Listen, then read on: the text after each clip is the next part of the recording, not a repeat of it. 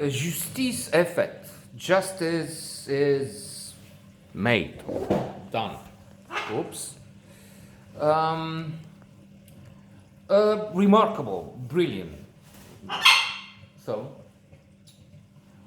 indeed, it is a shame that it's in obscurity. If you look on the IMDb page, at this point, there is no critic commenting on the film.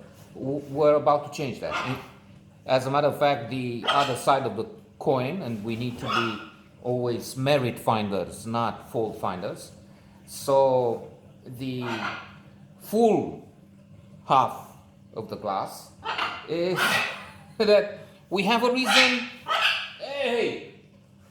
here for this note. These notes are not seen by basically anybody. But then, if somebody is watching TV5 at one point, it's likely that they will they will include it in the program. Again, that's what I've seen they do. They place it this night at 11 p.m., let's say. And then some days later, maybe a few weeks later, you can find it at 7 p.m. Again. Somewhere around the globe where they intend to promote the French language and culture. And if you're wondering, you can find the snow. Not that it adds much to the knowledge, but then there it is, better than nothing. It reminds one, at least this viewer, of Whose Life Is It Anyway, with Richard Dreyfuss, in which a former artist has an accident. He only has his head and brain functioning, the rest of the body is dead, practically. And so he wants to die. And he's taking his case to court for that. Then, of course, there have been quite a few movies on euthanasia. But there's also an element here, I would say, from 12 Angry Men, Henry Fonda, a classic. And some other. Maybe a little bit of Runaway Jury, I remember there, but that's less. Well, it's Gene Hackman. There's also Dustin Hoffman, but for Dustin Hoffman, I don't have such a formula. Hey! In the past decade or so, since I've read in Adventures in the Screenplay, maybe the best book on Hollywood, on movies, on the movie industry, written, William Goldman, about the shenanigans. Dustin Hoffman, an artist. Let's try and return. So this woman has killed her partner, and she's on trial for that. Accused of murder, accused of wanting to take advantage, premeditated murder, no less, which would carry, this is decades old, it was launched in 1942, was it? It carried the death penalty at that time. She's accused of planning it in order to take advantage of the will, which is made in her favor. She's arguing, in fact, that this was a mercy killing, euthanasia, a striking idea at the time. Even now, it's of course not accepted in so many places. Only the Netherlands and some other open-minded societies have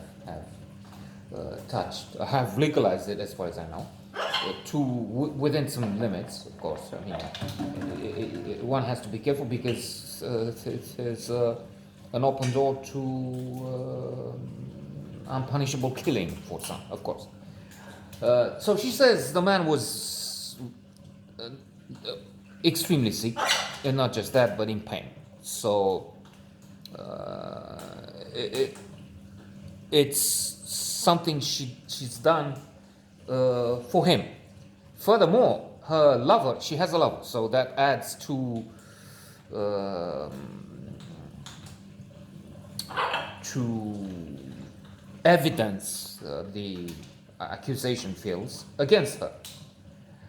But then the lover comes to the witness box and he says, look, we loved each other immensely, and the only thing which stayed in our